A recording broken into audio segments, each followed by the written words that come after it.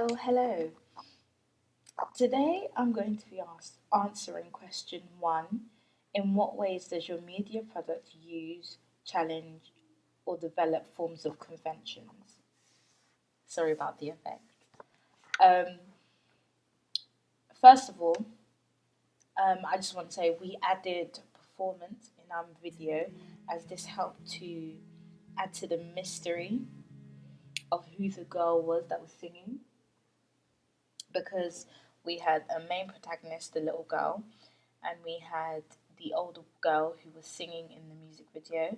So having these two girls and one girl singing, performing. Sorry, as I was saying before, one girl singing performance bass. The older girl who was singing performance bass was supposed to be the main protagonist, as she is older, an older version of the small protagonist, little girl. We thought this would be a good way of helping to link the two characters together by having the older girl sing in the song and have a performance bass from the girl. Our media product is also has a non-linear structure. This means that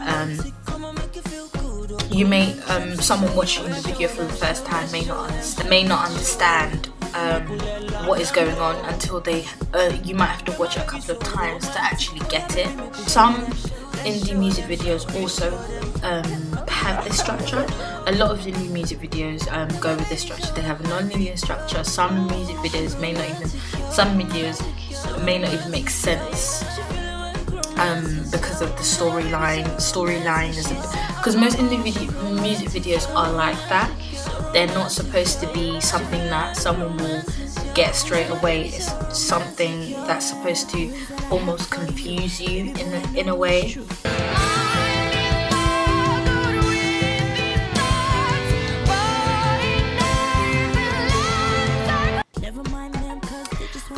We also had lip singing. We had the older protagonist, lip singing. This helped to add to the reality of our video, and it also gave it a more realistic feel, as if we're going through what the protagonist is going through as well. I gave out a couple of questionnaires to the year 12s. And they were all in agreement that lip singing and performance bass would be the best possible way to go forward with this particular music video idea. Our music video is also a narrative, as it tells a story.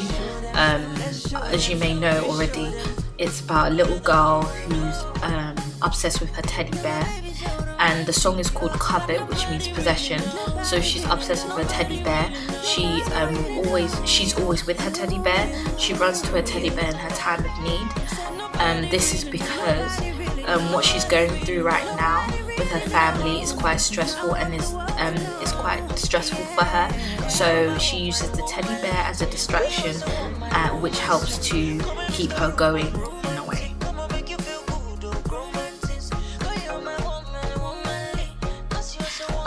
Also having a narrative helped us to focus on the mise en scène. We didn't really have to think about the costumes that the little girl was wearing, because it's an everyday video. It wasn't too glamorous, it wasn't too pop, it wasn't pop music or anything, so we didn't really have to focus on the clothing that the little girl wore that much. The main thing that we had was the prop. And that was the teddy bear, which was her covet that she had everywhere she went, as you can see in the video.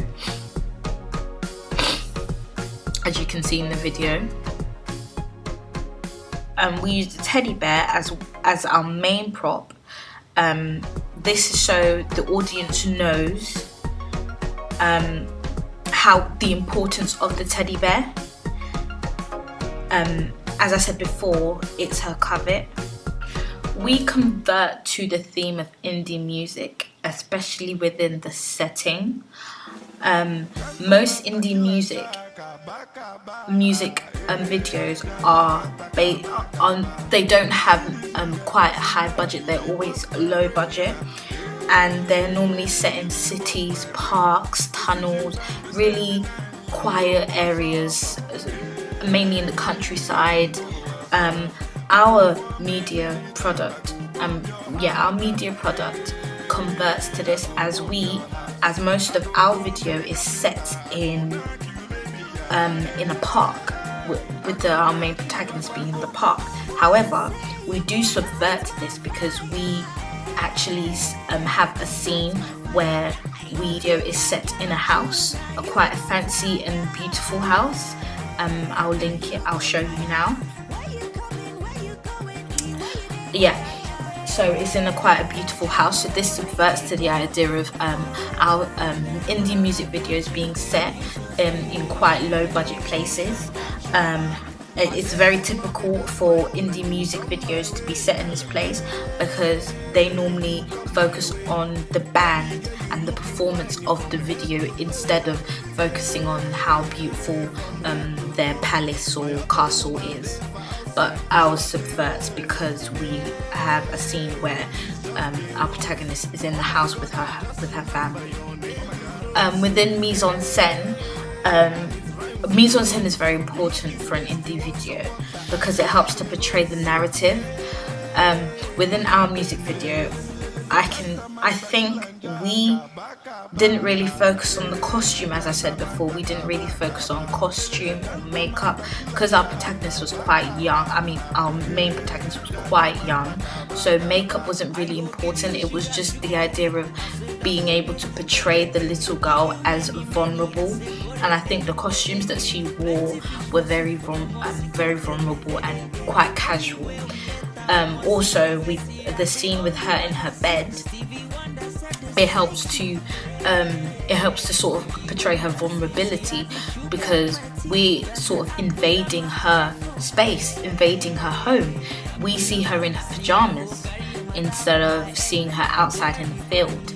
So I think our the mise-en-scène we used was very unpredictable because it was quite different. We subvert the basic mise-en-scène for an indie music video. Most indie videos go for the retro look, and they're very out there or very pale with the makeup and everything, but we don't focus on any of that because we're trying to portray the vulnerability of a little girl and how distressed she is because her family is going through some issues. The props we used was the teddy bear, which was our main prop and our only prop. This was to highlight the importance of that teddy bear because most props are important as they sort of decided whether the video is realistic or not. In our video, we know it was quite realistic because it was one prop and we were focusing on her, the little girl, the protagonist, and the prop, nothing else. In other music videos, indie music videos, the use of guitars, drum kits and all that are used, which focuses mainly on performance based, but ours is a little more realistic. Another thing that we converted to was performance based. Most indie artists generally include performance based, as this helps to promote the artist in itself and their music instead of other things such as their fashion and all of that. They want to be most indie artists want to be recognized as artists in themselves and for their music, and I think we did that, but we didn't include the artist of the song. We added performance based within one of the protagonists instead of the artist, so in some way we subverted to the idea of performance. Another thing that we conformed to was the idea of narrative. Having a storyline. We have a storyline, but our storyline was more non-linear instead of linear because our storyline sort of jumped. So, for example, we had a little girl running, and then it cut to a little girl in her house, and then it cut to her sleeping. It wasn't a set structure, but in most indie music videos there is a structure, and we subverted to that. Also, having a narrative performance is also becoming very popular within indie music, and one thing that indie music normally does is links the lyrics to the video, which we did. The sky scene, Wish I Was the Sky Above You All Day, and we had a time lapse of the sky, and also when she's in bed, we had another scene where it links to the lyrics because she's in bed. So we subverted to the idea of linking the lyrics to the video, but we subverted the ideas of having a set structure for our storyline. Another thing we converted to was the idea of slow-paced editing. In most indie music videos, editing is very slow, so we subverted to that. We